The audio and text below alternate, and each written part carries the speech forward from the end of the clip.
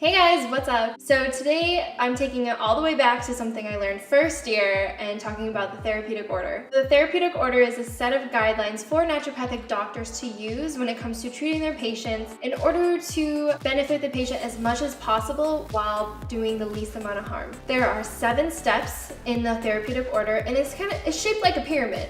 So we have our foundations of health at the very bottom, and then at the very top is surgical intervention. So the first step in the Therapeutic Order is to establish the foundations of health. Now the foundations of health are basics, and that includes things such as exercise, diet, stress, environmental factors, socioeconomic factors, anything along those lines. And what we want to do is we want to find and then remove whatever obstacles there are to cure. And after that, the second step would be to recognize the healing power of nature and stimulate self-healing mechanisms. The best way to do this is through constitutional hydrotherapy, but we can also use botanical medicine and acupuncture. But sometimes certain body systems or organs are too damaged to heal on their own, and they need a little extra boost.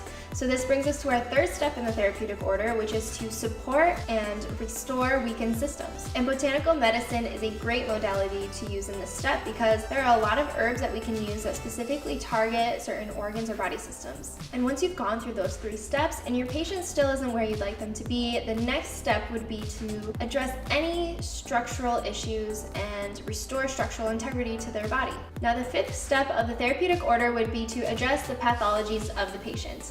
And this can be done with the use of natural substances that are specifically addressing symptoms that the patient has. For instance, that could include using botanical medicine in the form of tinctures or teas, nutraceuticals, IV therapy. And if those do not work, you could resort to chemical or synthetic substances to help alleviate symptoms. So at this point, unless you're under the supervision of an MD or DO, you have to refer out. And then, of course, Step 7, you definitely have to refer out, but this is surgical intervention. And at this point, they're either suffering so much that natural therapies cannot help them, or their health is at risk. So again, like I said, these are just guidelines, and not every naturopathic doctor is going to follow them step by step. It ultimately depends on the individual patient and where they're at in the disease process, if the disease is acute or chronic, or things along those lines. So it's really up to the naturopathic doctor to use their best clinical judgment when it comes to assessing and treating patients, and to determine what action to take that will provide the most benefit to the patient while doing the least amount of harm. Alright, and that's the end of the video. So if you liked the video, hit the thumbs up, and if you are interested in staying up to date with my videos, I plan on posting every Friday for you guys.